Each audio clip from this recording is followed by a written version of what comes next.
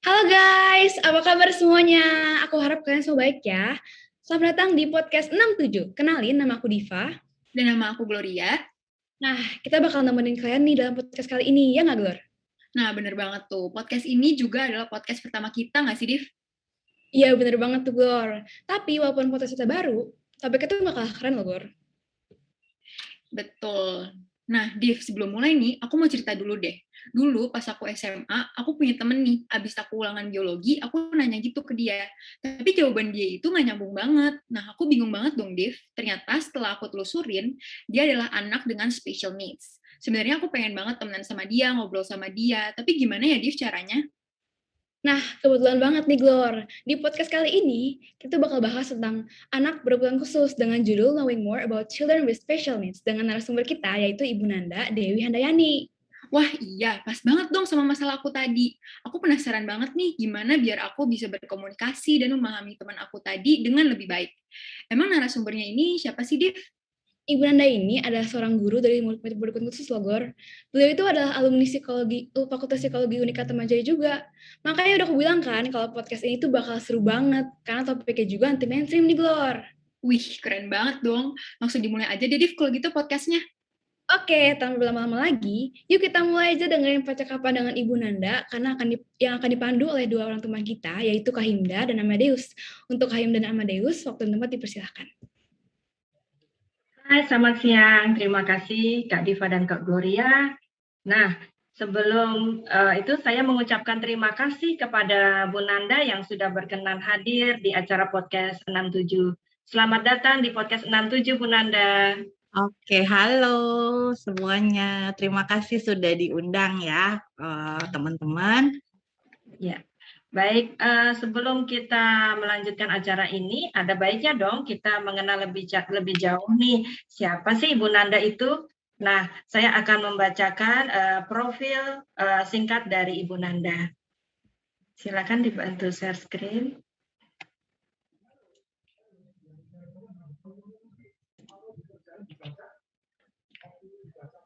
Ya, Ibu Nanda Dewi Handayani MPSI, PSI, adalah lulusan dari Universitas Katolik Indonesia Atmajaya. Beliau menempuh pendidikan dari 2001 sampai dengan 2005, dan beliau juga mengambil magister, meneruskan program magister di profesi Psikologi Klinis Dewasa Universitas Katolik Indonesia Atmajaya, menempuh pendidikan dari tahun 2006 sampai 2008. Kemudian beliau bekerja sebagai guru anak berkebutuhan khusus atau Special Education Department di Sekolah Cita Buana di tahun 2010 sampai dengan sekarang. Dan juga di Associate di Infinita Consulting Psychological Development Center dari 2014 sampai sekarang. Dan pengalaman beliau antara lain pembicara seminar di Celebrate Diverse Learner Sekolah Cita Buana 4 tahun 2017 dengan tema Pola Pengasuhan Ideal untuk Anak Berkebutuhan Khusus. Lalu kemudian Sarah Sehan, Hari Keluarga GKI Gria Merpati Mas tahun 2016 dengan tema Anak dan Keluarga Mengenal Kehidupan Anak Berkebutuhan Khusus.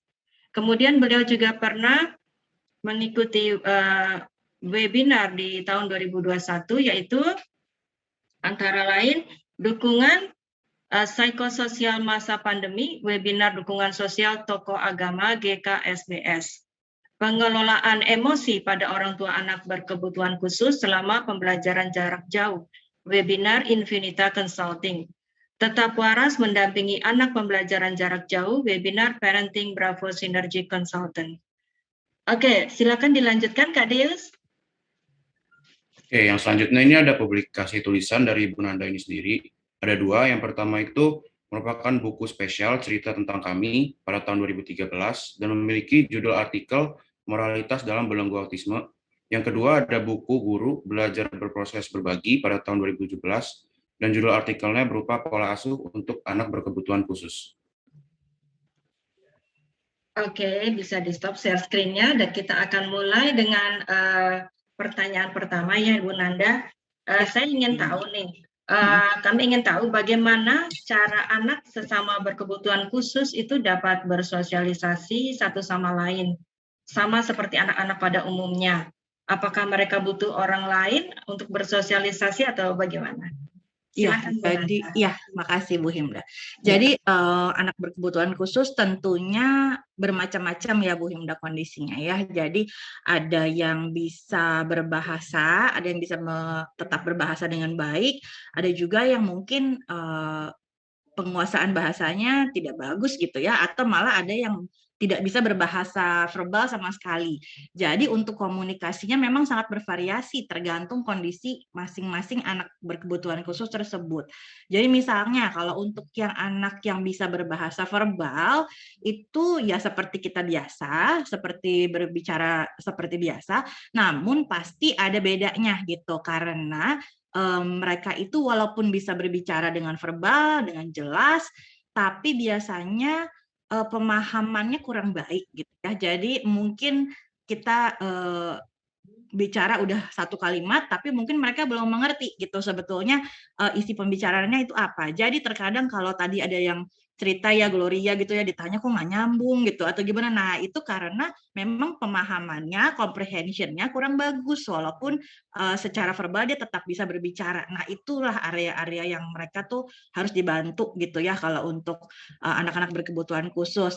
Nah itu kalau yang mungkin verbal ya. Nanti kalau yang non verbal yang tidak bisa berbicara, nah itu beda lagi komunikasinya. Jadi macam-macam, ada yang bisa pakai gambar-gambar gitu, atau ada yang mungkin ada beberapa yang belajar sign language ya kalau saya dengar-dengar, tapi biasanya kalau murid-murid yang selama ini kita ada di sekolah memang masih pakai gambar ya, yang mungkin itu yang paling mudah ya, yang paling kita bisa ajarin dari kecil gitu. Sign language mungkin masih butuh ahli lain ya selain guru-guru di sekolah ya. Kalau gambar kita memang udah sering pakai. Nah itu untuk anak-anak yang nonverbal biasanya kita pakai komunikasi menggunakan gambar. Jadi ada tekniknya, ada sistemnya gitu ya. Nanti kita kasih gambar atau mereka yang kasih gambar. Kalau misalkan contohnya gini, misalkan mereka mau makan gitu ya. Untuk anak nonverbal nanti mereka tinggal ambil gambarnya terus kasih ke kita. Ya ininya sederhananya begitu gitu. Jadi dengan cara begitu kita tahu dia mau minta apa atau mungkin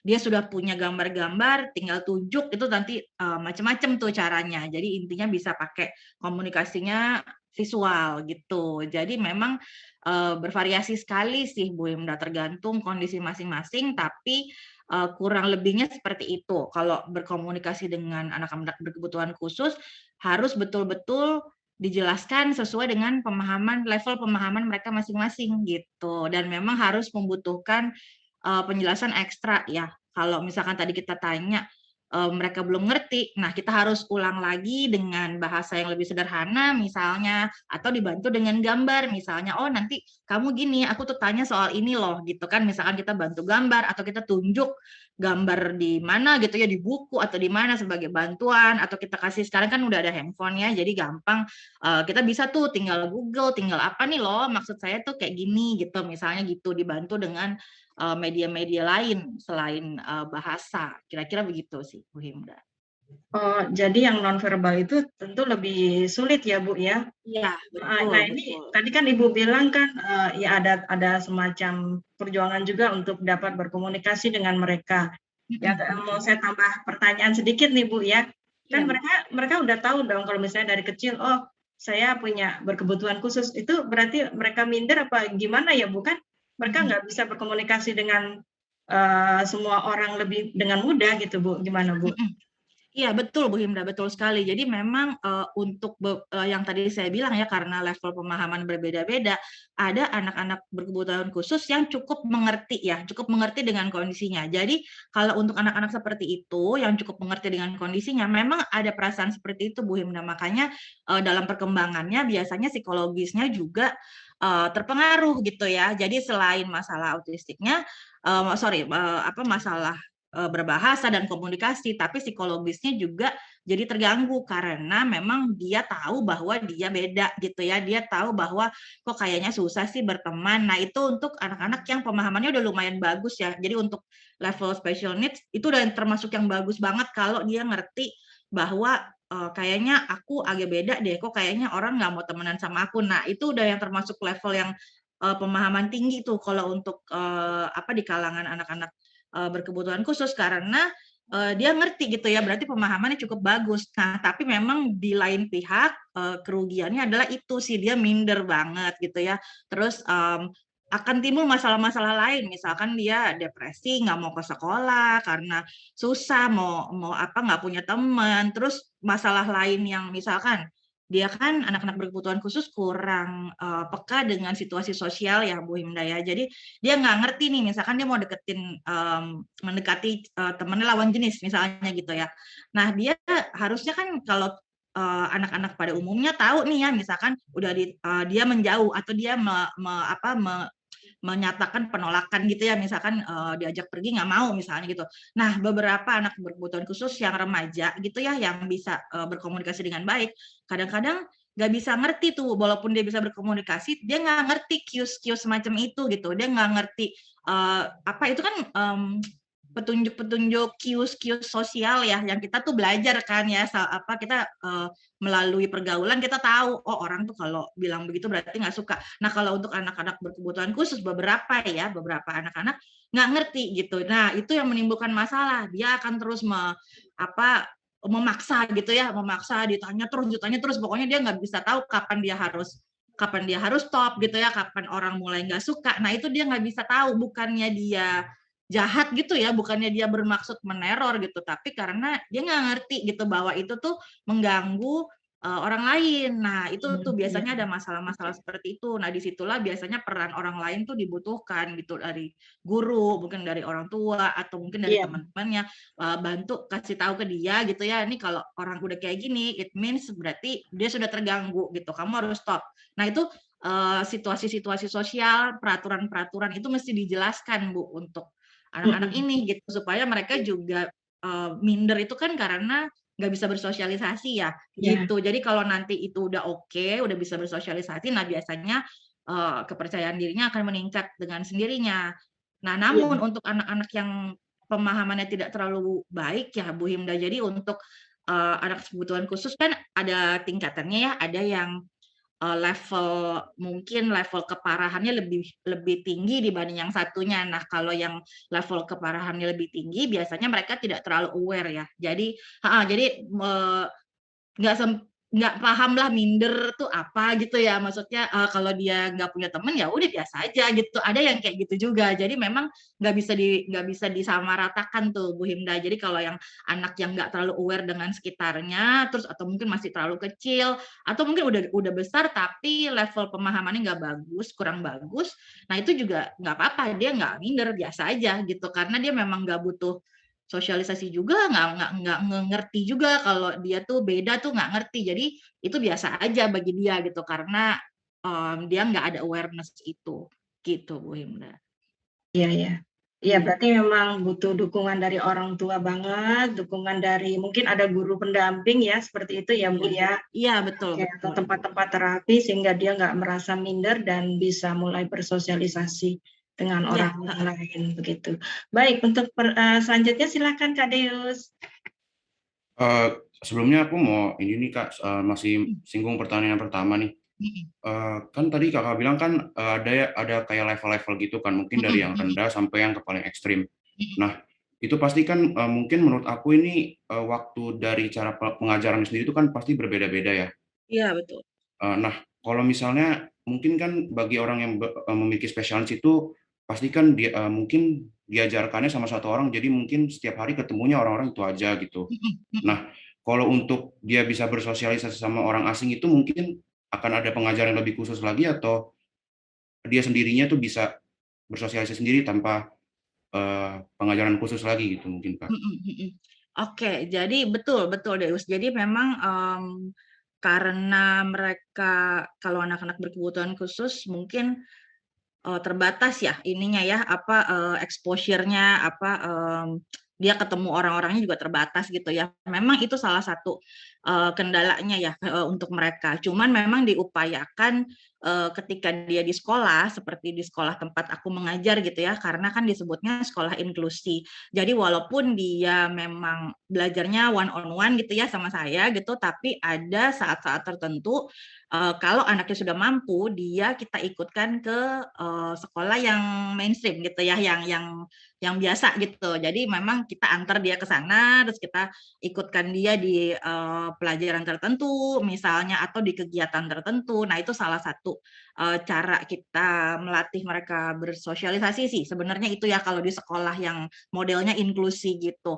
Nah, kalau di luar itu memang macam-macam sih ya. Di luar itu ada yang kalau yang misal sangat sulit, masih sulit sekali berkomunikasi gitu ya. Biasanya mereka ada ininya, ada sesinya. Jadi mereka ikut ke tempat terapi misalnya gitu ya, kayak biro gitu. Nah, itu ada tuh sesinya gitu. Jadi mereka dicarikan anak-anak yang seumurnya gitu ya. Mereka dilatih tuh. Jadi kayak ya sebenarnya kayak acara ngobrol biasa gitu ya, cuman mereka dilatih untuk saling melempar pertanyaan, saling jawab kayak gitu-gitu. Jadi memang sangat tergantung dari orang tuanya nih, dia harus mengekspos anak ini kemana gitu ya. Kalau di sekolah kan mungkin ya udah terbatas dengan teman-temannya yang sesama special needs gitu. Nah, nanti di luarannya biasanya salah satu caranya adalah begitu, mereka ada sesi sendiri di tempat-tempat terapi gitu ya, ada semacam group session kayak gitu-gitu.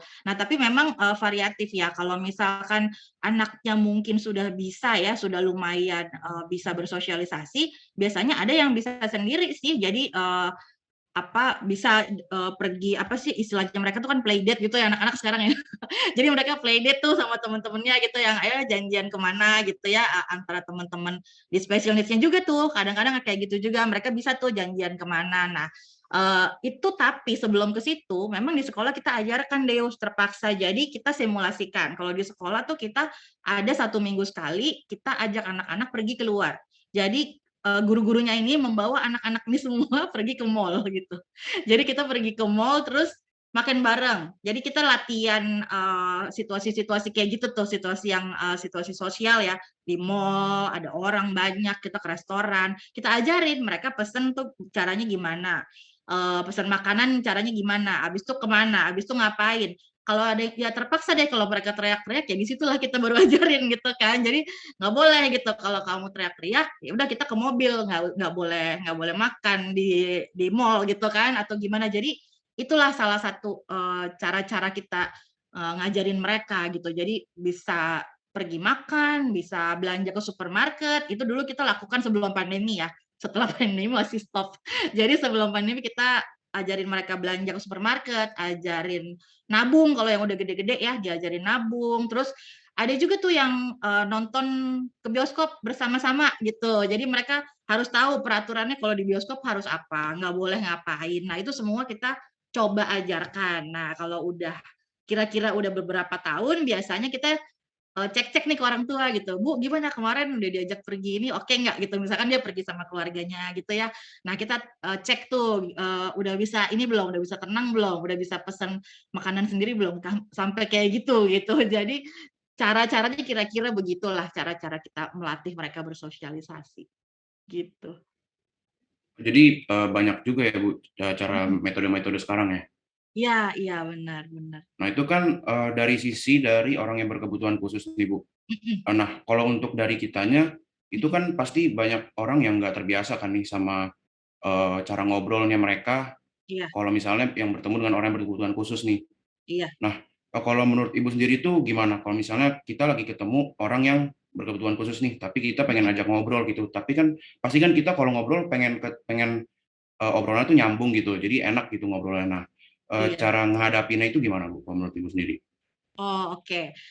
Nah, sebelum kita gimana caranya, kita mesti punya pemahaman dulu ya. Maksudnya anak berkebutuhan khusus itu sebetulnya karakternya, maksudnya keadaannya tuh seperti apa gitu. Sebelum kita tahu nih kita mesti gimana.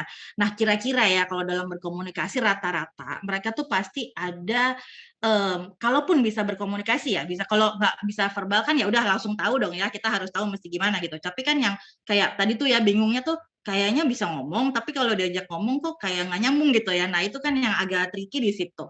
Nah, biasanya kita mesti paham dulu, biasanya anak-anak ini, anak-anak berkebutuhan khusus itu, biarpun bisa berbahasa, pertama mereka itu repetitif. Jadi suka sekali mengulang-ulang. Interest-nya tuh cuman ke satu hal, diulang-ulang terus gitu. Nah, itu salah satu ininya ya, salah satu cirinya. Nah, kalau misalkan tadi nggak nyambung itu mungkin karena itu. Jadi misalkan kita tanyanya makan apa, dia jawabnya aku tuh tadi pergi naik mobil, terus aku suka mobil deh. Mobil aku tuh gini-gini. Nah, itu tuh biasanya gitu kan. Jadi itu tuh yang kita agak bingung. Tapi memang kita harus paham dulu bahwa itulah salah satu kendala mereka gitu. Nah, kalau itu kendalanya biasanya kita caranya sih macam-macam ya. Biasanya sih kalau kita coba aja arahin aja karena kondisinya juga macam-macam, agak susah ya kalau kita mau bikin step-stepnya gimana gitu. Nah, itu kita lihat aja kondisinya. Kalau seandainya dia nggak nyambung, kita lagi tanya apa, ya arahin aja balik gitu. Oh iya, kamu memang suka mobil sih ya, mobil kamu gini. Tapi sekarang kita lagi ngomongin makan nih gitu. Makan, kamu sukanya makan apa gitu. Jadi ya udah coba aja gimana cara kita bisa mengembalikan fokus dia gitu, bukan fokus ke yang dia suka aja, tapi ke topik yang kita lagi bicarakan gitu ya, kira-kira gitu. Kalau misalkan nanti ada anak yang memang sangat fokus ke salah satu minat tertentu, karena itu memang karakteristiknya anak-anak ini gitu ya, anak-anak berkebutuhan khusus memang kayak gitu. Nah, udah gitu mungkin yang satu lagi yang tadi kita udah pernah bahas ya, bahasanya itu walaupun bisa berbahasa, mereka pemahamannya kurang baik. Nah, dari situ ya udah kita terpaksa mengulang penjelasan. Jadi misalkan kita nanya, terus mereka nggak ngerti, ya udah terpaksa kita bahasanya disederhanakan. Kalimat jangan panjang-panjang, sederhana aja gitu ya. Jadi benar-benar sangat-sangat dibuat efektif, kalimatnya nggak boleh terlalu muter-muter, kira-kira poinnya aja langsung gitu. Jadi nggak boleh terlalu banyak bahasa gitu ya, panjang-panjang gitu instruksinya. Jadi mereka butuhnya yang lebih padat, langsung gitu ya, secara direct aja udah gitu, mau tanya apa, nggak usah. Karena mereka nggak bisa basa-basi gitu ya. Maksudnya nggak bisa yang small talk kemana-kemana gitu, susah gitu. Jadi memang baiknya fokus-fokus aja gitu, nih mau nanya apa gitu. Jadi kembaliin lagi ke pertanyaan kita yang awalnya gitu. Terus lagi pula ada satu lagi karakteristiknya, mereka gesturnya ya kayak mungkin eye contact gitu-gitunya tuh kurang. Jadi memang kita harus paham dan nggak usah nggak usah tersinggung gitu ya, maksudnya yang ini gimana sih kok diajak ngomong tapi nggak ngeliatin aku. Nah, itu mungkin harus dipahami tuh, karena memang itu sulit buat mereka gitu untuk ngelihat begini, ngelihat ke mata, atau mungkin kita ngomong apa dia ngikutin, kita nunjuk apa dia ngikutin. Nah, itu juga agak susah. Jadi yang harus dilakukan adalah memahami itu dan nggak usah tersinggung dan kok nggak lihat aku sih gimana gitu. Jadi nggak usah dipermasalahin nih yang kayak gitu-gitu, karena memang begitulah kondisinya gitu. Jadi memang harus banyak ini ya, harus banyak memahami, banyak sabar gitu, karena memang kita harus mengulang, kita harus misalkan berkali-kali menanyakan kembali atau mungkin ganti kalimat. Jadi hal-hal semacam itu sih kira-kira yang harus diperhatikan gitu. Jadi dari dirinya kita sendiri tuh harus bisa kontrol juga ya, Bu. Soalnya kan mungkin bagi banyak orang kan karena memang nggak kebiasa, jadinya mungkin kalau ngobrol sama orang yang berkebutuhan khusus kan mood-nya jadi berubah gitu. Kayak Iya, misalnya iya. orang yang berkebutuhan khusus nggak ngeliatin kita atau ngelakuin hal-hal yang kita mungkin nggak suka gitu. Jadi mungkin dari kita sendiri harus kontrol sendiri ya, Bu. Iya, betul. Jadi kita memang harus banyak banyak menurunkan ekspektasi gitu ya. Istilahnya kan karena kita udah paham, jadi ya udah kita harus menurunkan ekspektasi juga gitu. Oh ya udah, memang nggak bisa ngobrol sama seperti teman-teman yang lain gitu. Jadi memang kitanya yang harus lebih kontrol, bener banget, harus lebih kontrol reaksi juga ya. Misalkan jangan marah-marah gitu maksudnya, karena kan itu memang bukan dimaksudkan secara sengaja ya gitu. Mereka kan nggak sengaja, jadi ya udah gitu, kalaupun mereka mengeluarkan kata-kata yang menurut kita menyinggung gitu, kadang-kadang mereka nggak paham gitu. Jadi memang harus banyak-banyak memahami dulu, abis itu kita kontrol juga gitu. Jadi ya kalau kayak gitu kita udah tahu lah, biasa aja misalkan dia ngomong agak kasar, tapi kan karena kita tahu kondisinya, ya udah gitu. Yang penting kita nggak usah marah, tapi boleh kasih tahu loh ya. Jadi bukannya dalam artian ya udah biarin aja lah dia nggak ngerti. Tapi kan dia kasihan nanti kalau kita nggak kasih tahu di luaran nanti dia begitu kan kasihan ya, orang bisa salah paham. Jadi kita boleh tuh kasih tahu kalau kamu ngomong gitu tuh kayaknya nggak ini deh gitu, nggak oke deh karena kita nggak suka gitu dengernya, itu terlalu kasar atau apa gitu. Jadi bisa dikasih tahu seperti itu. Gitu. Oh gitu ya Bu. Oke. Iya. Untuk Kak Himda sendiri ada pertanyaan nggak Kak buat Ibu Nanda mengenai Iya, pertanyaan jadi tadi? tadi saya mau menanggapi ya Bu, jadi kayak less fokus gitu ya Bu ya, anak-anak berkebutuhan khusus ini. Saya pernah punya pengalaman, punya siswa, ketika pertama kali saya mengajar di Sekolah Cita Buana, sebutkanlah nama siswa ini si A gitu ya, sedang mau menjelang SMA, dan kebetulan dia tuh didampingi gitu di kelas. Iya. Dan guru pendampingnya bilang ini harus didampingi karena dia berkebutuhan khusus, dia bilang gitu kan. Itu saya perhatiin selama pelajaran tuh dia oke-oke aja, jadi kayak nggak ada tanda-tanda apa ya. Pas Ibu tadi bilang bahwa dia tidak kadang fokus, nggak ada, kalau kita jelasin nggak ngeliat mata kita, nah itu baru saya ketika melihat ke arah situ, oh dia berarti less fokus. Iya. Tapi kita main aja dia bagus loh, hanya itu aja sih. Cuma sekarang dia udah di mainstream, udah nggak didampingin lagi. Mungkin Ibu tahu orangnya ya.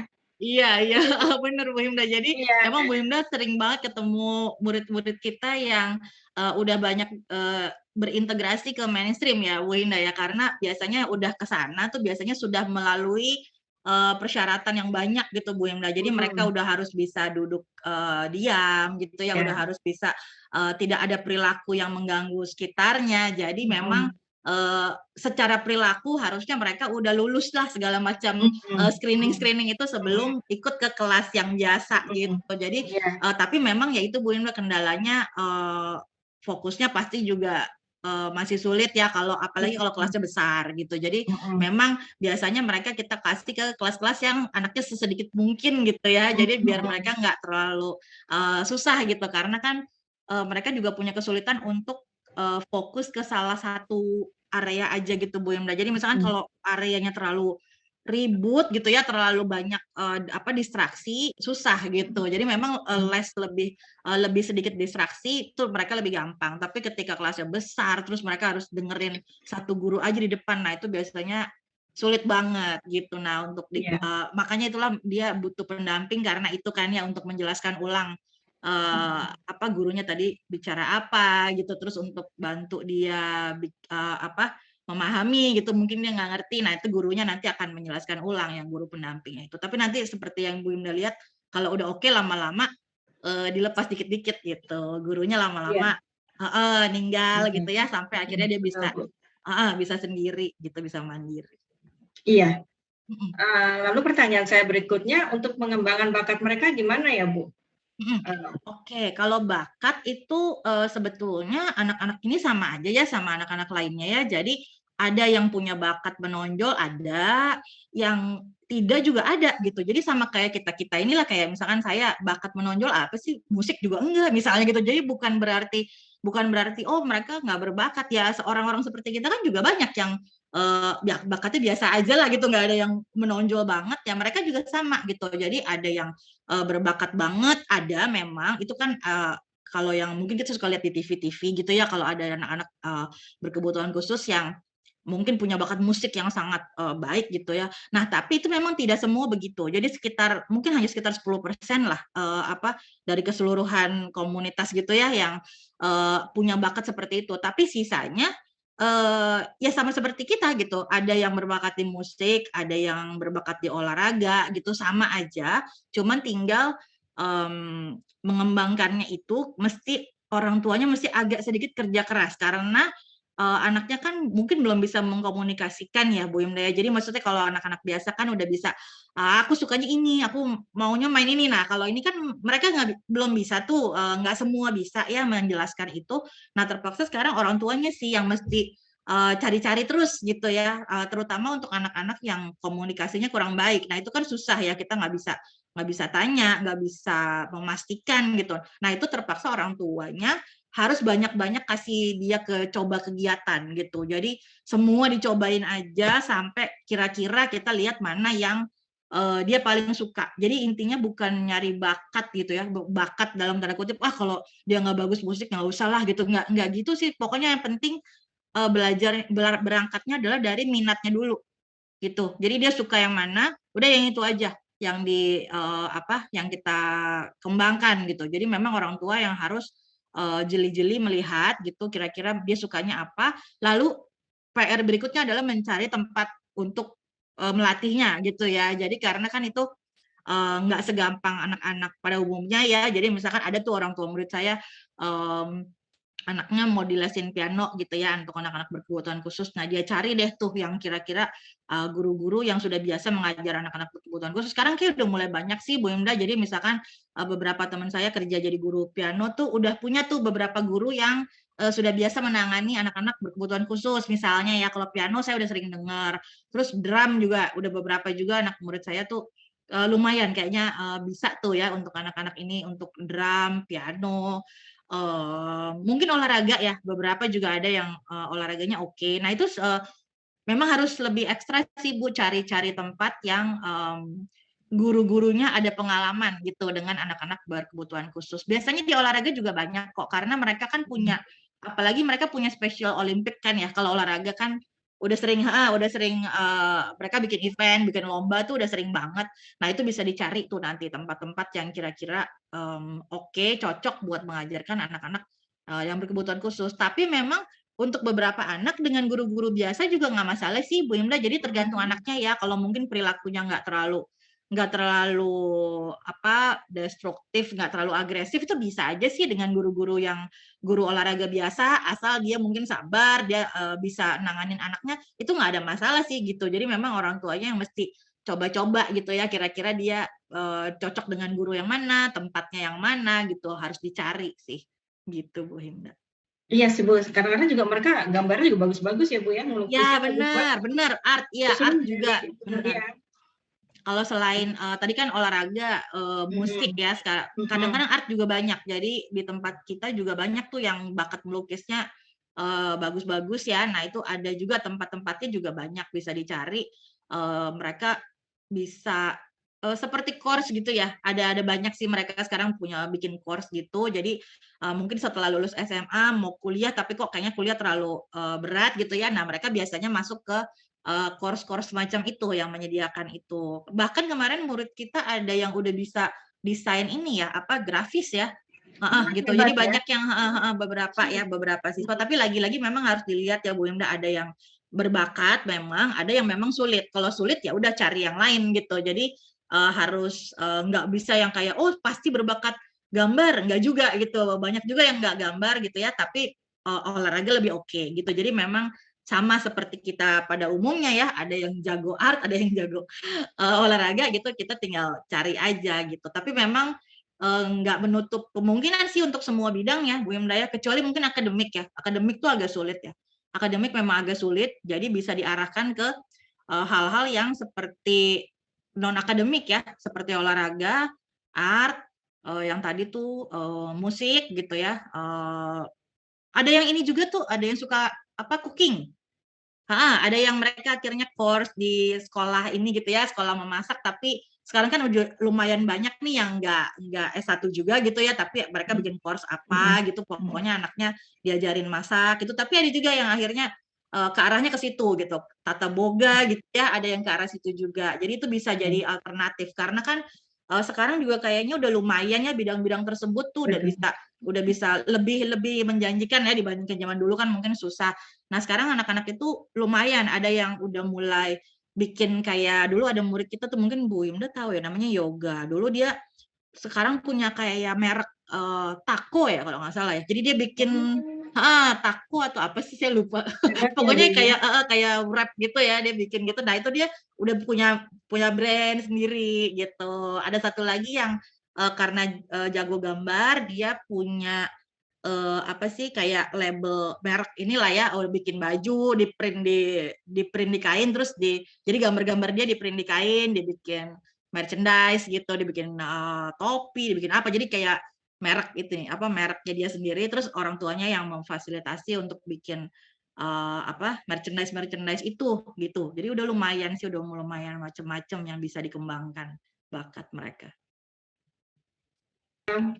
Saya juga dengar ya dari teman saya yang juga guru lukis bahwa melukis itu bisa untuk kayak semacam terapi ya buat anak berkebutuhan khusus. Betul, Bu? Ya, betul Bu Himna. Jadi memang di kita art itu memang salah satu alternatif ya gitu kan, karena dengan melakukan kegiatan itu kan mereka ada ya, nggak semua ya, memang lagi-lagi nggak semua. Jadi hanya beberapa anak yang mungkin memang interestnya ke situ, memang bisa relaxing gitu ya, mereka bisa lebih mengekspresikan diri, misalnya mengekspresikan diri secara tertulis susah gitu ya, secara verbal susah. Ada juga tuh yang tenang gitu ya, kalau kita kasih cat gitu ya, kita kasih krayon gitu, memang itu salah satu media juga tuh Bu gitu. Kalau lagi di kelas ya, kalau kita udah akademiknya udah terlalu mereka bosen atau gimana ya, udah mulai tantrum gitu ya, mulai marah-marah gitu, bisa juga tuh kita ada beberapa anak yang suka gitu ya, kita kasih kertas, kita kasih krayon, ya udah gitu terserah. Nah udah tuh dia bisa mengekspresikan diri tuh ya, pakai warna, pakai mungkin media-media lainnya ya, ada yang pakai clay mungkin apa gitu kan, mereka seneng juga tuh ya kalau ada yang bisa dipegang gitu. Nah itu bisa, betul sekali, bisa jadi salah satu terapi juga selain untuk mengasah bakat, dan itu juga bisa meningkatkan kepercayaan diri juga sih Bu Himda, biasanya bikin-bikin kayak gitu ya, karena kan kita encourage mereka untuk sendiri gitu ya, ayo udah sendiri, nggak salah, nggak apa-apa gitu ya, pokoknya kita bebasin aja. Nah ntar kalau udah jadi, mereka kan kayak punya, oh udah jadi nih gitu ya, ada karya tersendiri. Nah itu bisa juga meningkatkan kepercayaan diri mereka sih Bu gitu. Jadi oh aku bisa nih ternyata ya, dari kayak gini bisa jadi karya tersendiri, aku bisa bikin sendiri. Nah yang kayak gitu-gitu kan bisa juga meningkatkan percayaan diri mereka tuh Bu, selain buat lebih menenangkan gitu ya, gitu Bu Linda kira-kira. Oke, Kak Dius? Oh iya, Bu, tadi kan Ibu bilang mungkin untuk cara mengetahui anak yang berkebutuhan khusus ini mempunyai interest di bidang mana, itu kan mungkin dari orang tua sendiri ya. Mungkin orang tuanya harus kerja keras. Nah, ada cara sendiri nggak sih Bu, kalau misalnya orang tuanya ini pengen tahu anaknya ini mempunyai interest di mana? Soalnya kan orang yang berkebutuhan khusus kan banyak yang suka ngelakuin halnya itu random gitu. Jadi misalnya mungkin 10 menit pertama dia suka ngelakuin ini, terus mungkin next-nya itu beda-beda lagi. Itu kan orang tua jadi makin bingung tuh. Itu ada cara sendirinya nggak Bu? Iya, benar-benar, iya benar-benar kayak gitu sih. Jadi memang biasanya orang tua juga dibantu ya, biasanya mereka konsultasi juga ke guru atau mungkin ke psikolognya, karena kan memang itu sih benar sih, bingung sih gitu. Jadi kadang-kadang sukanya ini, besok sukanya ini, bener banget. Tapi memang sebetulnya sama aja ya, kita juga kadang-kadang begitu ya, anak-anak pada umumnya. Kayak ponakan saya deh misalnya gitu ya, besok sukanya drum, besoknya drumnya udah ditinggal gitu. Jadi memang biasa ya kayak gitu tuh, anak-anak normal tanda kutip ya, anak-anak mainstream pun sebenarnya sama ya, ada yang bosenan juga ya gitu, hari ini besok ini gitu. Tapi memang untuk anak-anak berkebutuhan khusus itu lebih, observasinya harus lebih ini ya, harus lebih detail lagi. Makanya itu orang tua butuh bantuan dari pihak lain ya, dari guru. Mungkin guru bisa bantu, kalau di sekolah dia sukanya apa sih, mungkin orang tua di rumah kurang bisa mengamati dengan baik gitu ya, atau bisa tanya juga ke pendampingnya misalnya gitu ya, yang lebih banyak menghabiskan waktu dengan anaknya, atau dengan psikolog atau dokter atau siapa. Jadi bisa dengan kerjasama dengan berbagai pihak sih. Tapi memang lagi-lagi memang tidak ada ya misalkan tesnya atau apa, memang nggak ada gitu. Sama aja seperti kita pada umumnya ya, memang ada tes minat dan bakat, tapi kan itu hanya sebagai pendukung aja ya gitu. Walaupun mungkin kita punya bakat di situ, tapi mungkin minat kita di bidang lain, itu sebenarnya hanya bantuan aja sih. Nggak ada yang betul-betul juga bisa menentukan ya, maksudnya kamu cocoknya udah pasti di sini deh, seumur hidup di sini. Nah itu kan sebenarnya juga nggak ada ya. Jadi sebenarnya sama aja dengan orang-orang pada umumnya. Memang kita harus lihat lagi, kalaupun berubah juga sebetulnya it's okay gitu. Sebenarnya sih nggak ada masalah ya. Jadi kalaupun nggak perlu khawatir, wah ntar salah nih gitu, gimana gitu. Jadi nggak ada masalah sih, tinggal diikutin aja. Kalaupun berubah ya udah, nggak masalah. Mungkin memang lagi nggak usah dipaksa juga gitu ya, karena memang naturalnya begitu ya, kita pun sebagai manusia kayaknya gitu. Kalaupun kita udah nggak interest ya udah nggak apa-apa gitu, nanti kita lihat aja. Mungkin biasanya itu terjadi sih mungkin waktu masih usia-usia awal ya, biasanya udah mendekati remaja, ke atas sudah mulai agak lumayan agak kelihatan deh gitu, dia lebih mengarah ke yang mana gitu. Jadi kalau memang masih umur-umur di bawah remaja pun kadang-kadang masih ganti-ganti, itu it's okay, itu normal gitu. Nanti biasanya udah mendekati dewasa agak udah kelihatan gitu minatnya kemana gitu. Oh gitu, Bu. Jadi kalau misalnya untuk yang remaja masih agak labil itu berarti masih merupakan hal yang normal ya? Iya, benar normal banget karena kan juga mungkin anak-anak ini kan juga apa ya, exposure-nya terhadap banyak hal itu kan juga terbatas ya. Jadi misalkan kalau untuk anak biasa mungkin eh, dari umur usia dini dia udah sering keluar lihat apa. Nah, kalau anak-anak ini kan mungkin memang ada yang dengan karena kondisi tertentu mereka jarang diajak keluar gitu ya, jarang diajak melihat hal macam-macam. Memang mereka pasti lebih ini gitu ya, lebih terbatas tuh. Makanya orang tua mesti kasih banyak exposure lah gitu, diajak-ajak pergi kemana, lihat apa. Jadi jangan terus-terusan di rumah aja, maksudnya kayak mau bawa keluar, mau ajak keluar, ada ketakutan memang iya gitu, tapi itu memang harus dipaksa gitu ya, harus di orang tuanya harus memberanikan diri tentunya dengan banyak pemahaman dulu ya gitu. Jadi kalau orang tuanya udah pede, udah paham, baru deh bisa ajak untuk lihat berbagai hal gitu ya, karena kalau kita nggak kasih lihat kan mereka nggak tahu ya gitu, nggak bisa cari tahu sendiri kan gitu, nggak bisa lihat di handphone gitu kan, nggak bisa. Jadi memang harus orang tua yang banyak-banyak mengekspos dia ke berbagai kegiatan gitu kira-kira. Oke deh, Bu. Aku Ya. ada pertanyaan lagi nih. Mungkin kan banyak orang yang masih taunya itu kalau anak-anak berkebutuhan khusus itu biasanya cuma satu golongan, misalnya cuma autisme gitu kan. Iya. Tapi setahu saya itu kan masih ada banyak lagi. Jadi selain Mm-mm. autisme misalnya ada kayak Down syndrome dan lain-lain gitu kan, Bu. Ya, Nah, betul.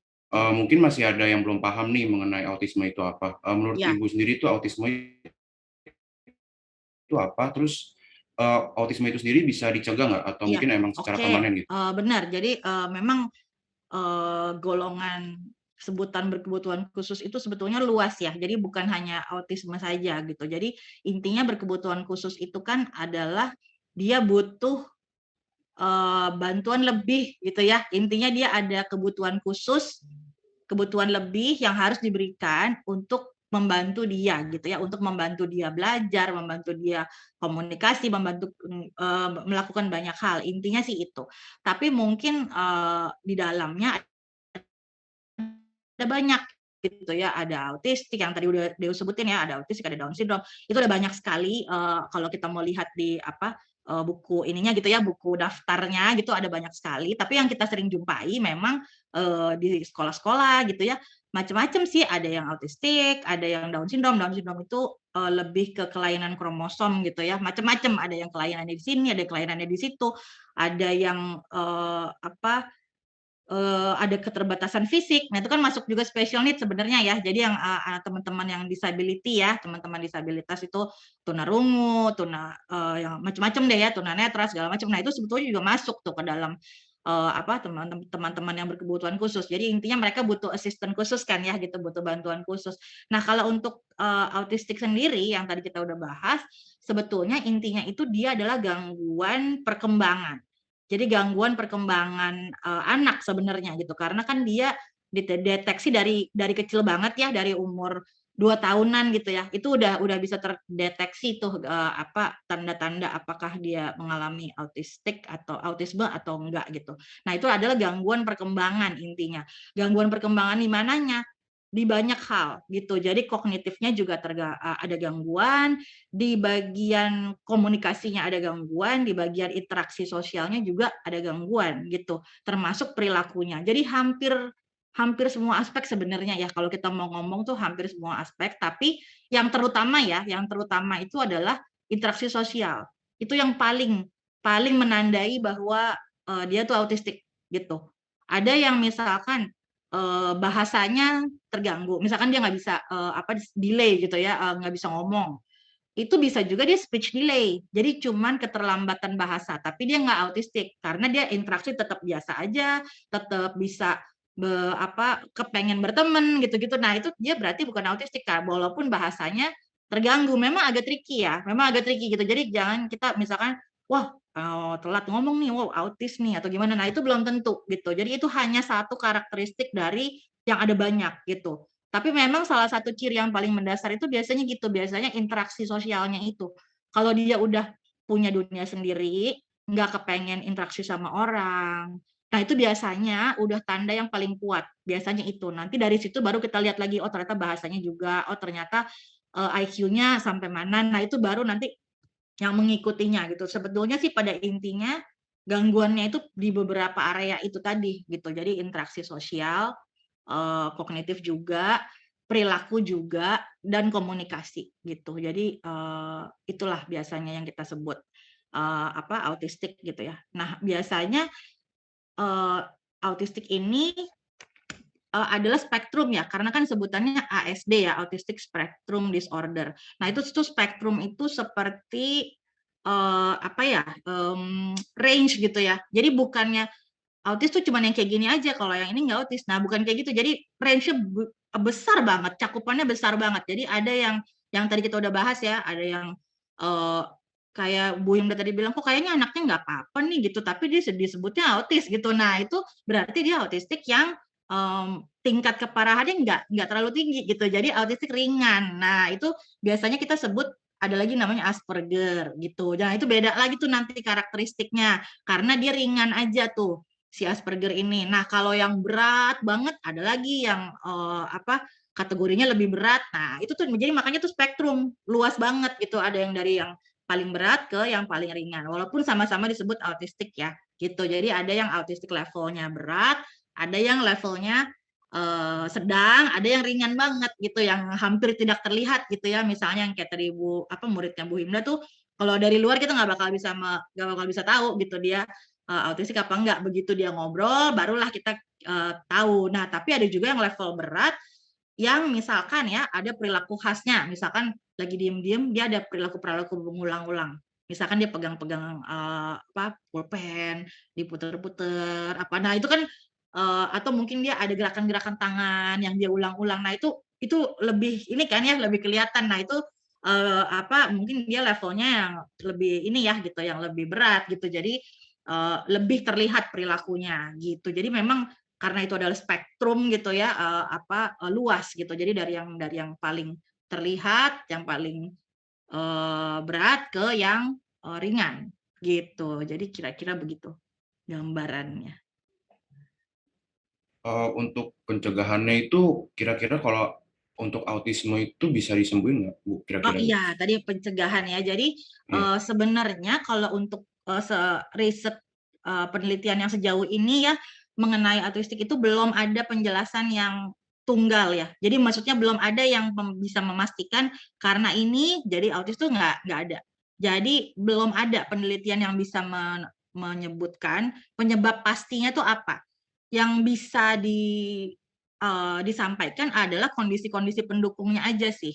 Jadi selama ini riset-riset itu cuma adanya kira-kira kondisi-kondisi seperti inilah yang akan berkemungkinan besar menimbulkan timbulnya autistik ini. Cuman itu aja. Nah itu faktor-faktornya beberapa ada yang secara biologis gitu ya. Jadi ada komplikasi ketika melahirkan, ketika masih kehamilan gitu ya, ada virus, ada segala macam. Nah itu ada kemungkinan dari situ. Ada juga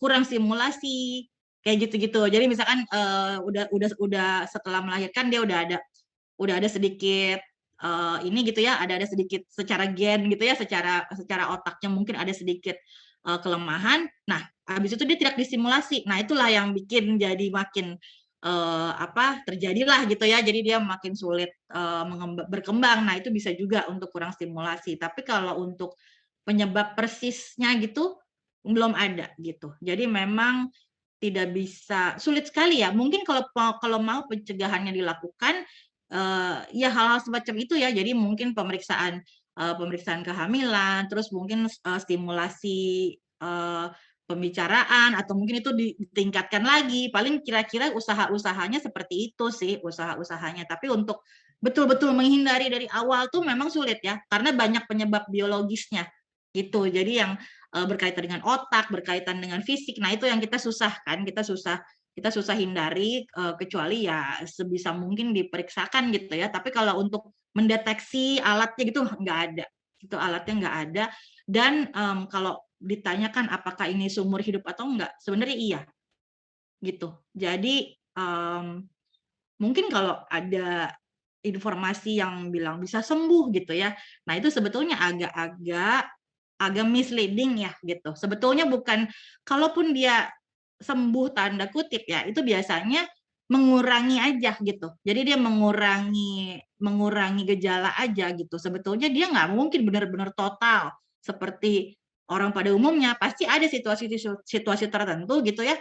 Tetap aja gitu dia harus butuh ekstra bantuan lebih gitu ya, atau mungkin dia harus ekstra berusaha gitu, karena memang pasti tidak mungkin tuh dia hilang sama sekali. Yang bisa adalah dikurangi kendala-kendalanya itu dikurangi. Jadi memang proses umur hidup gitu. Nah, jadi mungkin dari yang mau tadinya mungkin terganggu sekali, tidak bisa melakukan fungsi sehari-hari, lama-lama bisa gitu. Tapi komunikasi mungkin masih belum. Jadi gitu. Jadi hanya bisa dikurangin, dibuat sedemikian rupa sehingga bisa melakukan fungsi sehari-hari dengan normal. Paling itu aja ke arah situ. Tapi kalau hilang sama sekali tuh nggak mungkin sih gitu. Jadi mungkin hanya levelnya aja yang kita turunin. Yang tadinya berat mungkin jadi sedang, yang tadinya ringan jadi hampir nggak terlihat gitu ya. Kira-kira seperti itu sih kurang lebihnya. Jadi cuman ada pengurangan doang gitu Bu ya, belum Ya, ada yang betul. sampai sembuh total gitu. Iya, tapi memang belakangan kita sih jarang menggunakan, hampir tidak pernah lagi menggunakan kata-kata sakit dan sembuh gitu ya.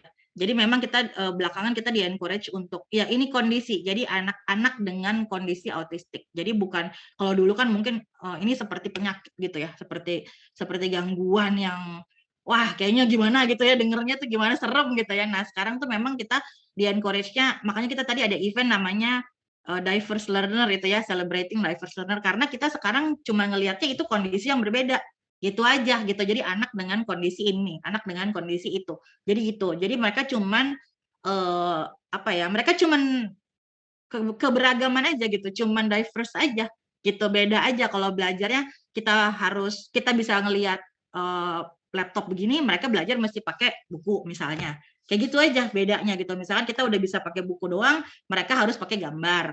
Kan sebenarnya gitu aja gitu. Jadi kita udah mulai mencoba menggeser ininya ya, menggeser mindset gitu, bahwa sebenarnya nggak sakit, emang kondisinya berbeda. Gitu aja. Makasih Bu infonya. Untuk Kak Indah sendiri ada pendapat mungkin? Oh iya, tadi kan Ibu bilang kan mungkin agak susah untuk disembuhkan ya, mungkin untuk sembuh gitu. Nah, pertanyaan saya tuh sampai usia berapa ya kira-kira seorang anak berkebutuhan khusus itu dibimbing? Karena terus terang saya juga punya seorang teman mahasiswa yang kita tahu, oh ternyata dia berkebutuhan khusus gitu. Ketika kita ada tugas bareng nih, kita udah WA-in di grup ya, dia nggak nyaut-nyaut, nggak dikerjain, akhirnya nggak ngerjain saya juga gitu ya, saya maklum gitu ya. Makanya dari pengalaman ini saya mau bertanya sama Ibu, kira-kira tuh sampai usia berapa sih sudah bisa lepas gitu dari bimbingan guru pembimbing atau terapi gitu Bu? Memang bervariasi sekali sih Bu Himda. Jadi tergantung dengan kondisi anaknya gitu ya. Jadi memang kalau pengalaman saya gitu ya, karena saya menangani anak-anak yang mungkin beberapa gangguan lumayan kondisinya lumayan berat gitu ya. Memang ada yang seumur hidup Bu Himda. Jadi memang ada yang masih harus didampingi seumur hidup karena kondisinya memang mungkin berat ya gitu. Karena dia nggak bisa melakukan beberapa hal sendiri gitu ya, nggak benar-benar terbatas gitu yang dia bisa lakukan secara mandiri. Jadi memang ada yang masih harus disupport terus-terusan gitu seumur hidup gitu. Cuman memang kita di sekolah gitu, pendidikan memang kita mengusahakan yang basic-basic dia harus bisa deh. Misalkan kemampuan rawat diri gitu ya, kemampuan sehari-hari toileting, makan, pokoknya kemampuan merawat diri itu sebisa mungkin dia udah bisa dulu nih ketika kita di sekolah kita gitu. Itu yang kita kejar paling duluan tuh. Nah, kalau itu udah aman, sebenarnya kan lebih enak ya. Misalkan nanti orang tuanya mau titip dia kemana, mau apa diurus oleh keluarganya, atau mungkin diurus di institusi, itu kan udah enak gitu. Anaknya udah bisa ngikutin peraturan, udah bisa kemampuan rawat diri sendiri. Jadi memang itu yang kita kejar tuh basicnya untuk mandiri dulu gitu. Nah, ketika itu udah,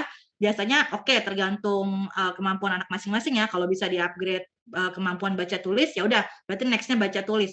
Nah, kalau untuk temen Bu Imda ini kan mungkin oke nih dia udah di-upgrade gitu ya, udah bisa semuanya. Nah, akhirnya dia masuk kuliah gitu kan. Nah, ini masalah kendala berikutnya adalah memang yang seperti tadi saya bilang tidak akan hilang gitu kan Bu Imda. Jadi akan terus dia akan terus butuh bantuan nih gitu, karena memang kondisinya seperti itu. Kalau seandainya dari ya kayak kerja kelompok gitu ya, pasti itu tricky kan ya gitu. Memang masih butuh pendampingan lagi, dan memang butuh ekstra usaha ya gitu dari orang-orang di sekitarnya gitu. Mungkin kalau kita ada waktu, memang sebaiknya kita tetap encourage dia untuk melakukan ininya dia ya, melakukan tugasnya dia gitu. Tapi memang kadang kita kan sibuk ya gitu, mungkin susah gitu. Bisa juga biasanya kalau tergantung kondisi sih Bu Imda, kadang-kadang kalau memang memungkinkan, mereka ada juga yang masih pakai pendamping,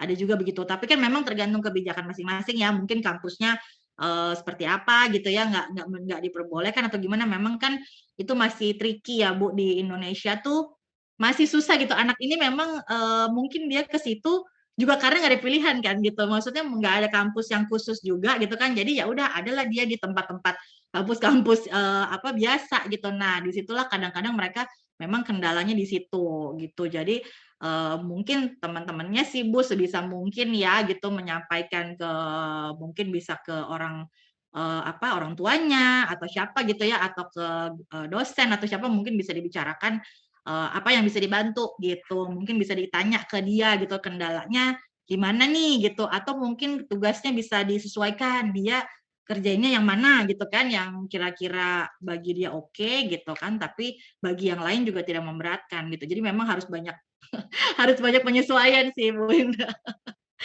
Gitu. Ada nggak Bu pengalaman Ibu ya, yang maksudnya Ibu membimbing seorang anak, tapi akhirnya dia bisa sukses gitu ya, lulus S1 dan seorang anak berkebutuhan khusus gitu. Ada nggak Ibu punya pengalaman gitu? Iya, ada sih Bu Imda. Walaupun mungkin kalau dihitung secara jumlah mungkin memang nggak banyak ya Bu Imda ya, tapi ada gitu. Jadi ada yang dulu awalnya di kita di unit saya gitu, istilahnya kan itu unit yang anak-anak dengan kondisi yang lumayan berat gitu ya. Nah, ada sih 1-2 gitu ya yang akhirnya mungkin 10% ya, kira-kira 10% kurang lebih, akhirnya dia bisa move ke sekolah yang biasa gitu ya, ke mainstream full gitu di sana. Nah, setelah itu saya sih dengar-dengar dia udah keluar dari sekolah, maksudnya udah pindah ke sekolah lain gitu ya, udah SMP, SMA udah bisa mengikuti dengan baik. Lalu ada beberapa juga yang ikut, sebentar saya lupa. Ada ikut S1 tapi ada unit khusus juga Bu. Kalau nggak salah kan mereka sekarang udah ada kerjasama tuh dengan IPB kalau saya nggak salah ya. Kalau saya nggak salah ada perikanan deh. Kalau nggak salah jurusannya seperti itu, perikanan atau pertanian, pokoknya yang berhubungan dengan peternakan gitu-gitu ya. Mereka budidaya ikan, terus menanam tanaman-tanaman hidroponik yang ke arah situ tuh Bu Himda, yang kira-kira kita tahu ya kisah-kisah ininya mereka tuh ujung-ujungnya kemana sih gitu kan, biasanya kan orang-orang gitu ya. Nah, itu beberapa yang murid-murid kita ke situ arahnya sekarang, karena kan sekarang mungkin udah mulai ada ya program-program seperti itu. Kalau dulu mungkin nggak ada sih Bu Himda, jadi mungkin mereka dulu setelah SMP SMA ya udah nggak ngapa-ngapain gitu ya, nggak sekolah nggak apa. Nah, kalau yang sekarang sih untungnya udah mulai ada program-program seperti itu, jadi lumayan sih Bu Himda. Ada yang tadi saya cerita ya, ada yang udah bisa mengoperasikan software ini ya, desain gitu. Jadi itu sih mereka udah bisa bikin itu, bisa bikin karya-karya, misalkan bikin undangan, bikin poster, bikin apa. Jadi jatuh-jatuhnya ke situ. Biasanya mereka hal-hal yang teknis gitu tuh Bu Himda, udah bisa produce karya-karya sendiri, lukisan, ada yang pernah bikin pameran juga kalau nggak salah ya, pameran lukisan, waktu itu dibimbing dengan ada Pak Toto tuh guru di sekolah kita, kalau Bu Himda pernah ketemu, itu juga ada yang pernah bikin, ya benar Pak Toto ya. Ya itu pernah pameran tuh sama Pak Toto tuh murid kita gitu ya. Jadi kira-kira arahnya ke situ tuh yang murid-murid yang akhirnya berhasil gitu ya. Kalau akademik memang agak sulit Bu Himda. Jadi kalau akademik benar-benar full akademik gitu ya berat. Hanya paling 1-2 aja di antara pengalaman saya ya gitu. Tapi itu pun dengan kondisi yang level kondisinya yang masih mild gitu ya Bu Himda. Kalau yang berat memang biasanya memang lebih ke hal-hal teknis nantinya antara itu ya, antara masak, olahraga. Jadi lebih ke hal-hal yang non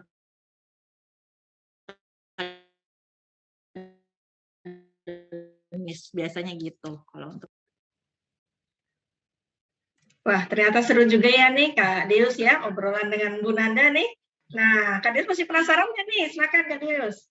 Ada nih, untuk kan tadi ada program-program gitu kan Bu, berarti kan mungkin sekolahnya pasti berbeda sama sekolah sekolah pada orang pada umumnya.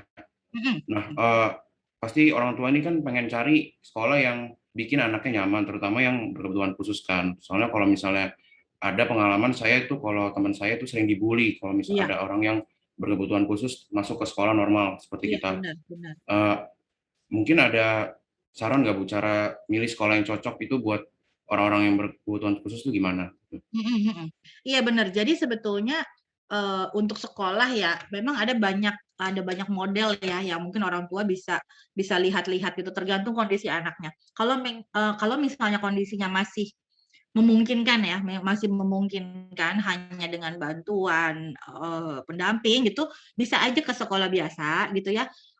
Tapi memang harus diperhatikan lagi, mungkin harus dilihat lagi apakah guru-gurunya ada yang sudah berpengalaman dengan anak-anak berkebutuhan khusus. Karena sebetulnya dari pemerintah itu belakangan ini sudah ada peraturan ya, jadi bahwa sekolah-sekolah tuh harus, kalau saya nggak salah ini saya agak lupa ingat, kalau nggak salah itu mereka harus menerima 1 anak berkebutuhan khusus di kelas gitu, 1 anak di kelas. Tapi memang itu belum jelas ya, regulasi sudah, tapi gurunya belum dikasih pengetahuan dan pelatihan gitu. Jadi memang murid-muridnya belum disiapkan juga, guru-gurunya juga mungkin belum. Memang sebaiknya untuk orang tua mencari sekolah yang sudah familiar dengan anak-anak berkebutuhan khusus ya gitu, karena kan memang treatmentnya juga berbeda. Lalu kalau untuk misalkan di sekolah kita ya, di sekolah saya gitu, memang anak-anaknya sudah banyak sekali dapat edukasi tentang anak-anak berkebutuhan khusus gitu. Jadi kayak misalkan kita bikin yang acara tadi itu yang Celebrate Diverse Learner itu melibatkan seluruh sekolah. Jadi anak-anak yang di sekolah biasa pun, yang di mainstream, mereka juga dilibatkan gitu. Jadi mereka tahu ini anak-anak ini seperti apa, terus cara berkomunikasi dengan mereka seperti apa, itu semua kita ada ajarkan gitu. Ada acara-acara dulu kalau nggak salah saya pernah juga yang diverse learner itu anak-anak yang di mainstream itu diajak menghabiskan 1 hari bersama salah satu murid kita gitu, diajak jalan pergi ke mall berduaan, bukan berduaan maksudnya dipasang-pasangin gitu, tapi kita awasin gitu ya, gurunya ikut tapi mereka kita bebaskan untuk berkomunikasi. Nah itu salah satu cara kita mensosialisasikan tentang anak-anak ini ke murid yang reguler gitu. Nah, sebaiknya memang orang tua mencari sekolah-sekolah yang seperti itu. Kalau yang di tempat saya, ini namanya sekolah inklusi. Bukan di tempat saya aja sih, ada banyak sekolah inklusi ya. Itu untuk anak-anak berkebutuhan khusus lebih enak sih sebenarnya ya kalau memang bisa cari sekolah yang seperti itu dibandingkan sekolah yang biasa gitu, karena memang lagi-lagi tergantung anaknya. Kalau seandainya anaknya masih butuh banyak bantuan, memang saya sarankan ke sekolah yang sudah berstatus sekolah inklusi gitu, karena mereka sudah terbiasa. Jadi nanti ada sendiri ada sesi mereka yang sendiri, ada sesi mereka yang ikut kelas besar gitu. Idealnya seperti itu sih, idealnya seperti itu. Tapi memang sekolah-sekolah inklusi masih banyak ya, metodenya macam-macam. Jadi ada juga yang di sekolah lain anaknya tetap dimasukin ke kelas biasa, tapi ada guru pendamping. Ada yang modelnya seperti itu juga. Kalau di tempat saya beda. Jadi anaknya di unit tersendiri, nanti pelajaran tertentu aja yang mereka dikirim. Jadi macam-macam ininya, metodenya gitu.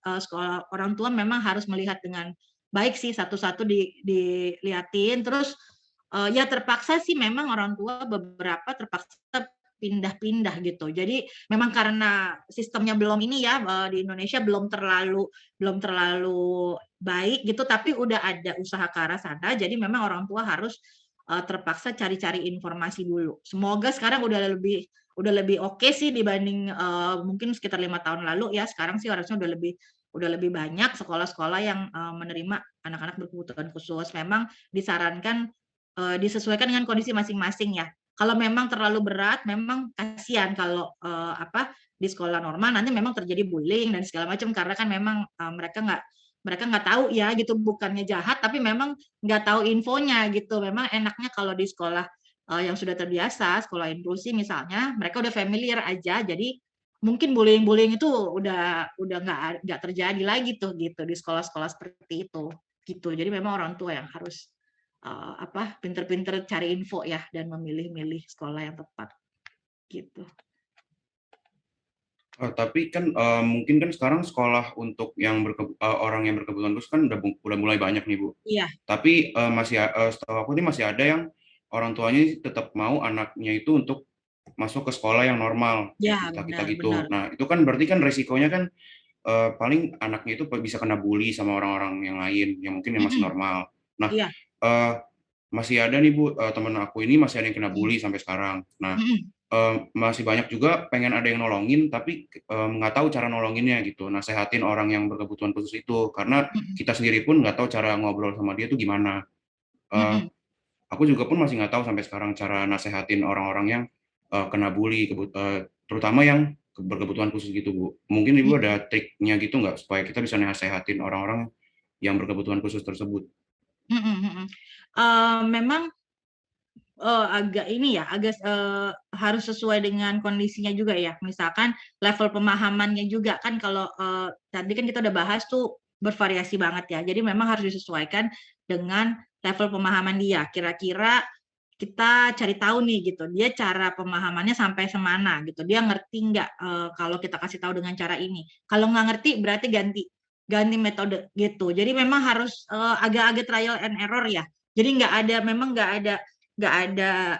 ada tips yang sangat-sangat manjur gitu ya untuk satu masalah semua bisa gitu. Jadi memang nggak ada gitu. Kita harus lihat lagi level pemahamannya gitu. Dia pahamnya dengan cara apa, dijelaskannya dengan cara apa gitu kan. Kalau memang kita udah sesama temennya ini udah bingung gitu ya, udah mau apa, memang terpaksa cari bantuan dari pihak lain ya gitu. Misalkan dari guru atau dari, ya mungkin yang paling dekat guru ya, karena kan terjadinya di sekolah ya. Jadi kalau untuk orang tua kenapa dia disekolahkan di situ, memang itu tugas guru sih untuk memberi pengertian ke orang tuanya ya. Jadi misalkan, aduh ini kayaknya udah terlalu sulit nih, misalnya gitu ya, walaupun sudah dilakukan upaya-upaya ini. Nah itu nanti harusnya sih tugas gurunya ya untuk membicarakan itu ke orang tuanya. Jadi teman-temannya sebenarnya ya usahanya memang sampai sebisanya ya, namanya kita trial and error ya gitu. Jadi sebisanya aja, kita lihat aja kira-kira kita gimana nih cara bisa ngasih tahu dia gitu. Jadi nggak bisa, kalau ini nggak berhasil ganti cara lain gitu. Misalkan dia nggak ngerti pakai cara ini, mungkin kemarin kita ngasih taunya keras misalnya gitu, ya udah besoknya kita coba dengan cara lain. Misalkan kita ajak ngobrol pelan-pelan, atau kita ajak main atau apa. Nah ya begitu-begitu sih, terpaksa trial and error ya gitu. Kita cari-cari jalan gimana caranya untuk biar dia ngerti gitu. Tapi kalau memang sudah sulit sekali gitu dan memang membahayakan ya, memang sebaiknya sih diberitahukan kepada pihak lainnya yang bisa membantu gitu. Misalkan nanti gurunya bisa konsultasi ke orang tua, lalu bisa mengajak mungkin konselor sekolah gitu ya, atau psikolog yang ada di sekolah. Mungkin itu bisa dibicarakan gitu kalau teman-temannya udah bingung ya mesti gimana gitu, karena memang butuh bantuan banyak orang sih sebetulnya. Kalau kondisi kayak gini tuh susah gitu untuk satu pihak aja yang menangani memang susah, butuh bantuan dari berbagai pihak gitu untuk menanganinya gitu.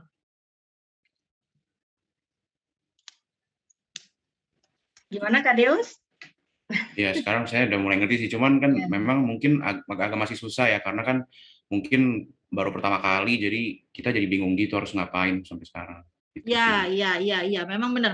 Jadi memang pertama-tama memang pemahaman dulu ya. Jadi kan kita udah ada bayangan ya gitu. Oh, ternyata dia tuh marah tuh karena ini. Oh, ternyata dia tuh gini. Nah, itu dari pemahaman itu barulah kita kayak bisa dikit-dikit. Oh, trik-triknya gini nih gitu. Misalkan dia lagi marah, ya udah nggak usah terus-terusan diomongin misalnya gitu ya. Atau gimana, kita tunggu dulu deh, tunggu dia agak tenang dulu, nggak usah kita push terus, misalkan cara-caranya kayak gitu deh gitu ya, kita coba-coba lagi atau mungkin dengan hal-hal yang dia suka dulu masuknya, misalnya gitu ya, misalkan ada masalah terus aduh gimana ngasih taunya nih, oh kita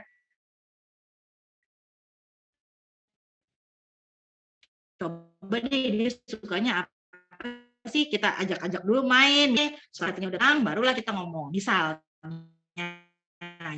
gitu cara-caranya bisa macam-macam sih gitu, kurang lebih. Nanti setelah itu baru kita cari-cari cara tuh gitu, kira-kira gimana nih caranya. Yang penting jangan dinasehatin atau dikasih tahu sesuatu ketika dia lagi masih emosi ya, masih tantrum, masih marah-marah. Yang penting jangan itu. Ketika dia udah tenang, baru mungkin kita bisa ajak ngomong pelan-pelan. Nah itu baru bisa oke gitu. Yang penting jangan ketika dia lagi upset banget atau gimana. Nah itu lagi emosi memang gitu ya Kak ya. iya susah sekali kita untuk ngasih tahu apapun gitu. Memang kita harus cari situasi yang paling tenang gitu. Lalu ya dengan cara apapun deh gitu ya, kita coba kasih tahu dia lagi gitu.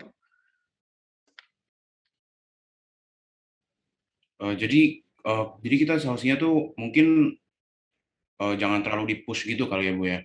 Harus Ya perlahan-lahan kali ya. Iya betul. Dan memang pemahamannya itu ya, karena kan dia tidak sama ya level pemahamannya ya. Jadi mungkin kita dengan bahasa yang sama kasih tahu ke yang lain bisa ngerti, tapi ke dia nggak ngerti gitu. Kita mesti pakai bahasa yang sangat-sangat sederhana gitu ya. Lalu memang harus ekstra sabar ya, harus ekstra ini sih gitu, harus ekstra pengertian gitu ya, memang sulit gitu. Jadi memang nggak semua orang bisa ya gitu, nggak semua, apalagi mungkin kalau sesama remaja ya, maksudnya kan masih sama-sama wah gitu ya, masih sama-sama heboh gitu ya, masih sama-sama emosi, masih sama-sama gini, memang itu tricky sih gitu. Jadi mungkin untuk mungkin Deus atau beberapa teman yang bisa gitu, yang punya ekstra pemahaman, punya ekstra kesabaran, nah itu mungkin bisa mencoba nih gitu, kasih tahu dia pelan-pelan gitu ya, atau mungkin kasih pengertian juga ke teman-teman yang lain gitu, bahwa ini kondisinya dia kayak gini, kayaknya kita nggak bisa deh kalau gini-gini gitu. Jadi mungkin itulah yang bisa kira-kira dilakukan ya kalau untuk sementara, sebelum nanti kalau udah terlalu, mungkin kuncinya adalah kalau saya biasanya udah membahayakan belum gitu ya, udah membahayakan. Mungkin kalau udah ada bahaya fisik, misalkan bulinya nih menurut Deus, ini udah ke arah yang membahayakan nih gitu, dia bisa kenapa-napa. Nah itu mungkin ada baiknya dilaporkan ya, karena udah sangat-sangat mengancam gitu. Tapi kalau mungkin masih bisa ditolerir, misalkan dia diledek-ledekin gitu ya, atau apa yang mungkin belum terlalu ini, mungkin bisa nih kita coba-coba bantu gitu ya, jangan kayak gitulah, dia kan soalnya gini gitu ya, kita bisa bantu edukasi ke teman-teman sekitar dia juga untuk nggak terlalu bully dia, mungkin itu salah satunya ya, daripada kita berusaha untuk merubah anak ininya gitu kan, agak sulit misalnya, ya kita paling lingkungannya deh kita kasih tahu gitu ya, ini jangan inilah gitu, jangan di push, jangan dibully karena memang kondisinya seperti ini gitu. Paling caranya itu sih yang bisa dilakukan teman-teman. Gimana Kak Deus, sudah puas dengan penjelasan? Asik juga ya Kak Deus, tambah seru nih saya juga. Tapi ternyata waktu terus bergulir ya Bu Nanda ya, tak terasa sudah sejam lebih ya. Hanya sebelum penutupan nih, saya mau tanya tentang apa rencana Bu Nanda ke depannya. Mungkin Bu Nanda punya cita-cita apa gitu untuk anak berkebutuhan khusus, program atau semacam itulah gitu mungkin. Untuk ini sementara ini memang kita di sekolah banyak ya Bu Imda ya. Jadi kita ada beberapa acara juga. Kalau untuk sekolah pendidikan kita kan ya memang dari dulu kita sudah melakukan ini ya banyak sekali event-event gitu ya untuk mungkin mensosialisasikan gitu ya kepada masyarakat atau mungkin kepada warga sekolah gitu ya mengenai anak-anak berkebutuhan khusus ini. Mungkin salah satunya seperti podcast seperti ini ya gitu.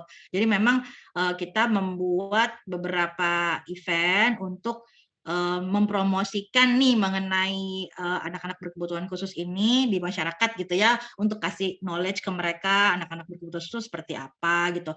Nah mungkin salah satu event yang akan datang itu kita mau ada ini sih Bu Himda, kayak semacam memberdayakan bakat-bakat mereka tadi ya gitu. Jadi untuk anak-anak yang ada bakat-bakat art gitu ya, kita kayaknya kita mau bikin tuh event gitu ya. Apakah mereka nanti membuat merchandise atau nanti kita mau bikinkan acara gitu kan. Sebetulnya tahun-tahun lalu juga sama, kira-kira seperti itu.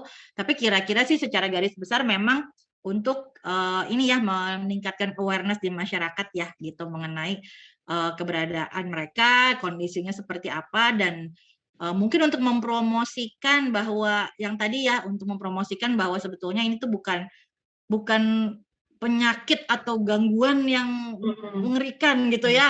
Jadi memang kita promosinya adalah mereka diverse gitu, mereka adalah sama seperti kita, hanya saja kebutuhannya berbeda gitu. Paling kampanye-kampanye seperti itu sih yang akan kita terus bikin nanti ke depannya gitu, Bu Hinda. Ya, saya setuju Bu, kita mesti aware dengan mereka karena kita pun tidak tahu sewaktu-waktu kita akan bertemu dengan mereka gitu Bu. Saya dari kuliah ketika saya mengajar, waktu saya masih di UI ya, saya tuh udah mulai ngajar-ngajar les-lesin anak bahasa Inggris. Kebetulan saya dapat murid berkebutuhan khusus lagi. Iya, benar. Saya awal-awal kuliah masih umur berapa itu? Masih umur sekitar 19 tahunan itu saya kuliah di UI itu waktu itu. Jadi itu saya nggak tahu loh kalau dia anak berkebutuhan khusus, dan tapi ketika saya ngajarin dia bisa gitu, dia ngerti. Terus sampai saya protes sama ibunya, Bu, kenapa Johan dimasukkan ke SLB, karena saya nggak ngerti waktu itu kalau itu ada autisme, ada apa seperti macam itu gitu. Saya sampai protes sama ibunya. Saya banget, anak ini ngerti bahasa Inggris, kok sama ibunya dimasukkan SLB gitu. Kayak seperti itu Bu, kita kan nggak tahu Bu. Jadi dengan acara seperti ini kan pengetahuan kita makin banyak dan kita jadi aware gitu Bu. Iya betul, Bu Himda setuju. Jadi memang kita sebetulnya dari kecil pasti pernah, nggak mungkin nggak ada yang nggak pernah berinteraksi atau mungkin punya keluarga, punya teman yang berkebutuhan khusus, pasti ada satu atau dua. Cuman kan dulu kita nggak tahu ya gitu kan, kita taunya nakal, taunya bandel gitu ya, nggak bisa diem. Nah jadi kan memang label-label seperti itu tuh yang kita memang mau kampanyekan gitu ya, bahwa ternyata bukan nakal gitu ya, ternyata bukannya gatok aturan gitu kan. Kadang-kadang orang tua ada yang labelnya macem-macem ya gitu. Nah tapi kan ternyata dengan adanya kampanye-kampanye seperti ini kan orang jadi tahu, oh ternyata kondisinya seperti itu gitu ya. Jadi kita lebih paham, terus udah nggak ada label-label yang anak-anak nakal dan yang sebagainya lah gitu, yang itu kan hanya karena orang nggak tahu gitu. Jadi semoga sih dengan acara-acara seperti ini kita jadi lebih paham dan stigma-stigma seperti itu jadi udah nggak ada lagi di masyarakat gitu. Oke Bu Nanda, akhirnya kita sudah di penghujung acara. Terima kasih banyak ya Bu Nanda. Namun sebelum acara berakhir, saya serahkan kembali ke MC, silakan.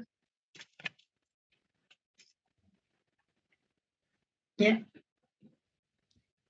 Oke, makasih ya Kak Himda, Amadeus, dan tentunya Ibu Nanda atas insight yang super menarik dan bermanfaat. Jadi nih, kalau boleh aku simpulin, tadi itu intinya, untuk komunikasi, anak special needs itu biasanya menggunakan gambar, dan tentunya hal tersebut tergantung situasi dan kondisi.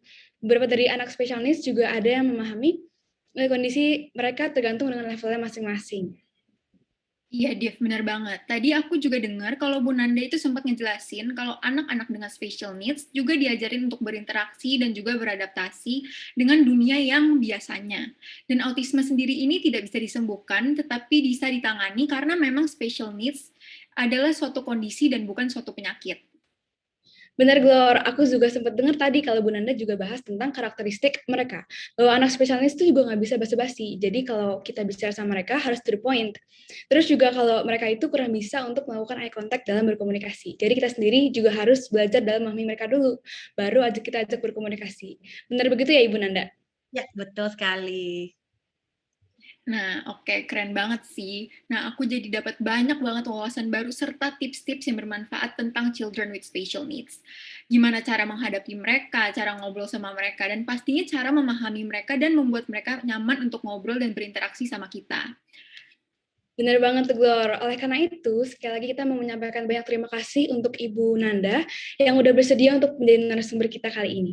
Berikut ada sertifikat yang telah kami siapkan untuk Ibu Nanda. Boleh tolong di-share screen, Panitia?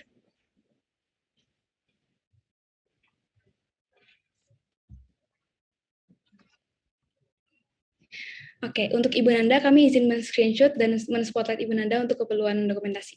Oke. Izin foto ya, Bu? Ya. 1, 2, 3. Senyum 1, 2, 3. Ya, makasih Bu. Oke, terima kasih atas sertifikatnya. Semoga sukses ya semuanya. Terima kasih, Bu. Iya, Terima kasih Bu Nanda. sama-sama. Nah, oke, terima kasih Bu Nanda atas partisipasinya. Untuk teman-teman yang udah mendengarkan podcast ini dari awal sampai akhir, gimana nih? Menarik banget kan pasti? Wah, kalau aku ya, Glor, aku tuh merasa ini menarik parah sih topiknya. Iya dong, karena podcast 67 cuman membawakan topik-topik yang menarik untuk teman-teman semua. Jadi jangan lupa buat dengerin podcast kami yang selanjutnya ya. Aku Diva. Dan aku Gloria. Undur diri. See you soon in podcast 67. Terima kasih semuanya. Terima kasih. Terima kasih. Iya Bu Nanda. Sampai ketemu ya Bu Nanda di lain acara Bu Nanda. Iya, terima kasih ya semuanya ya. Mau foto bareng ya? Semuanya. Iya, kita Oke. di sini foto bareng dulu ya. Oh, iya, foto Oh, bareng oke. dulu Bu Oke. Nanda. Ya. Ya. 1, 2, 3. Semuanya on cam ya. 1, 2, 3. Sekali lagi. 1, 2, 3. Ya. Oke, sudah. Sudah. Iya. Oke, terima kasih ya semuanya Terima kasih Bu ya. Nanda sudah menyediakan waktu. Ya, thank you semuanya, adik-adik ya. Terima kasih Bu. Oke, aku izin live ya. Ya. Oke, Baik Bu. bye-bye. Thank you Bu Himda. Ya, sama-sama Bu.